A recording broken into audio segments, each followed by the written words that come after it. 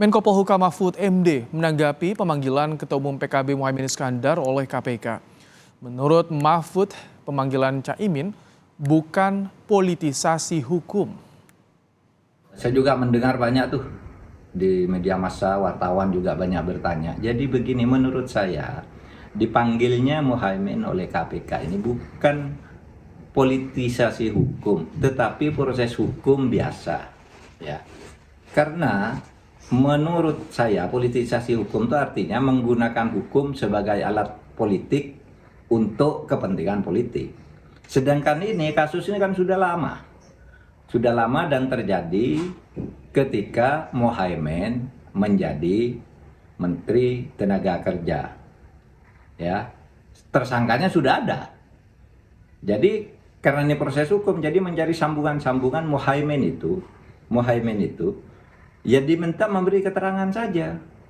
Seperti dulu saya, seperti dulu saya waktu Pak Akil itu di OTT, saya dipanggil juga. Orang berteriak, wah itu Pak Mahfud kena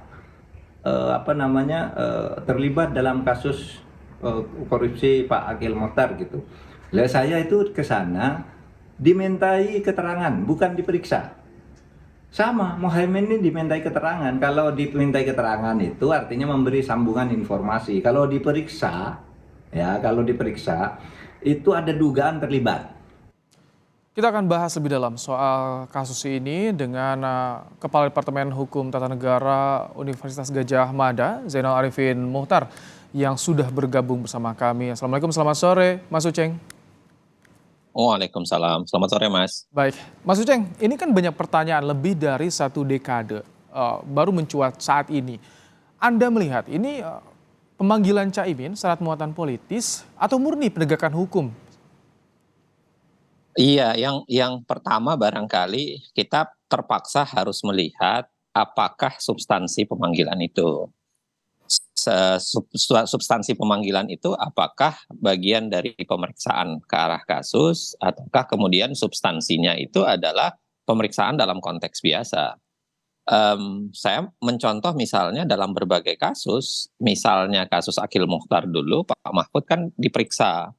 Karena alasannya adalah Pak Mahfud adalah satu panel hakim waktu itu, dan yang kedua adalah pertanyaannya ditanya soal proses pengambilan keputusan gitu. Jadi pertanyaan-pertanyaan yang sebenarnya tidak ada kaitan dengan perkara. Maka saya kira yang pertama harus di cross check betul adalah sifat pemanggilan KPK ini adalah satu pemanggilan biasakah ataukah memang ada pemanggilan yang terkait dengan kasus.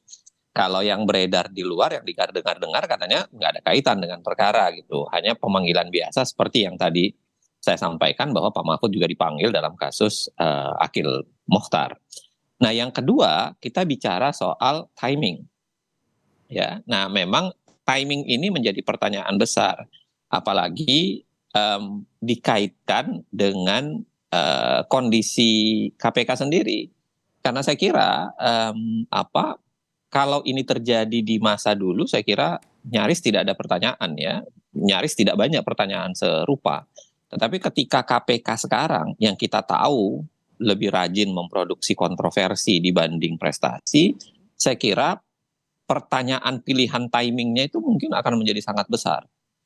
Ya, Mas Uceng, kenapa dipilihnya sekarang misalnya? baik, Mas Uceng, maaf kalau saya potong nih. Kalau misalkan ini kan ada berawal dari kasus di penggeledahan di Kemenaker di pertengahan Agustus, terus sudah ada penetapan tersangka juga. Artinya sebelum nama Caimin mencuat saat ini sudah berproses lebih dulu di KPK, Mas Uceng. Iya, makanya saya bilang tadi, perlu dicek betul sifat pemanggilan ini apa. Apakah sifat pemanggilannya itu berkaitan dengan perkara atau berkaitan dengan hanya pemeriksaan biasa yang saya sebutkan. Kalau berkaitan perkara, saya kira clear. Tidak boleh ada orang yang melakukan korupsi, itu dibiarkan. Saya kira nggak ada masalah, clear.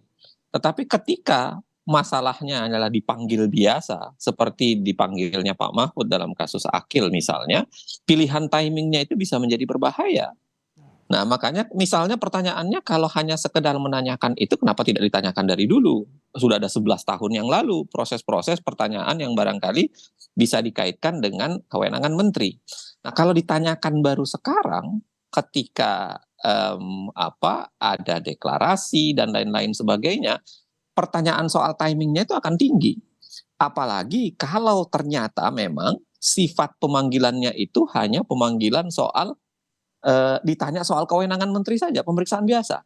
Saya mengatakan begini, kalau pemeriksaannya memang pemeriksaan substantif, ya, dianggap barangkali terlibat, saya hakul yakin 100% tidak ada masalah. Kita nggak boleh bilang itu politisasi. Kita harus katakan itu bagian dari pemberantasan korupsi. Tetapi manakala dipanggil 11 tahun kemudian dan itu dikaitkan hanya pemanggilan biasa, nanya-nanya ya. Seperti yang saya bilang tadi ya, Pak Mahfud ditanya begitu di dalam proses Pak Akil. Nah itu menjadi pertanyaan, kok pilihan konteksnya dilakukan 11 tahun setelah perkara itu ada?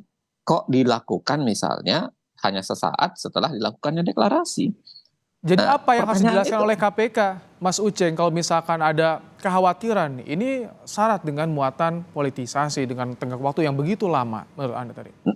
Maka yang paling pertama menurut saya sulit. Kenapa sulit bagi KPK? Ini menjadi serba salah buat KPK. Karena kontroversi KPK sendiri, kualitas KPK sendiri. Saya kira sepanjang KPK masih berprestasi yang sama ya, lebih rajin kontroversi dibanding prestasi, pertanyaan begini akan menjadi langganan, gitu ya. Pertanyaan begini akan selalu terulang, siapapun dipanggil. Bahkan ketika Joni Plate, pertanyaannya juga selalu sama gitu ya. Apakah ini bagian dari proses menjinakkan Nasdem atau bukan? Nah, yang kedua tapi yang lebih penting adalah segera diperjelas kasusnya ini. Apakah kasusnya ini sekedar pemanggilan biasa ataukah memang berkaitan dengan perkara? Kalau berkaitan dengan perkara, clear saya kira ya. Kita harus mendukung upaya pemberantasan korupsi. Bahwa barangkali bisa jadi ada motif politik di belakangnya, ya silahkan. Itu urusan suasana batinnya KPK. Tetapi paling tidak yang namanya pesakitan perkara korupsi, orang yang bermasalah dalam sebuah perkara korupsi tetap harus dibawa ke dalam proses penegakan hukum. Ya kan? Mau motifnya di belakang ada politik atau tidak. Tetapi manakala memang benar bahwa ini hanya dipanggil hanya untuk mengklarifikasi posisi menteri, pertanyaan dalam tanda kutip ya, sederhana tetek bengek soal proses proses bisnis prosesnya di kementerian pada saat dia sedang memimpin, nah itu bisa malah sebaliknya, itu malah bisa menjadi pertanyaan besar. Kok dipilihnya sekarang gitu? Kenapa diambil waktu 11 tahun sebelumnya? Nah terus ini yang gitu menarik juga, Caimin minta diundur ke tanggal 7, tapi KPK penyidiknya tidak bisa dan dipindahkan ke pekan depan. Artinya ini bisa menambah panjang polemik yang terjadi juga, Mas Uceng, menurut Anda? Saya kira itu peristiwa hukum biasa kalau itu ya, orang dipanggil, orang tidak bisa, orang mengajukan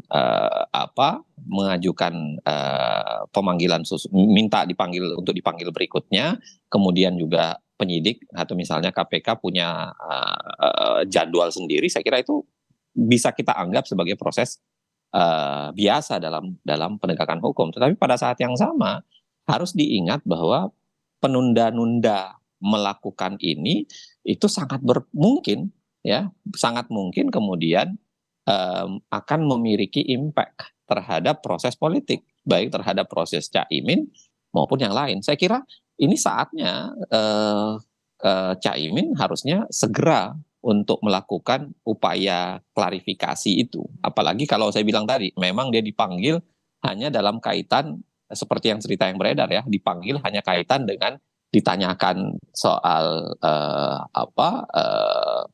peran apa yang dilakukan di kementerian, soal-soal tetek bengek yang tidak ada kaitannya dengan perkara. Nah, dia harus segera, dan saya kira dengan begitu ada baiknya dia bisa menjelaskan kepada publik proses itu kan secepat mungkin, karena sebentar lagi dia akan bertarung di proses penentuan bakal cawapres di bulan Oktober gitu. Baik, terima kasih Mas Uceng. Sama-sama, Mas. Zainal Arifin Sama-sama, Mas. Muchtar, Kepala Departemen Hukum Tata Negara UGM, telah menyampaikan pandangannya dalam program Kompas Petang sore hari ini.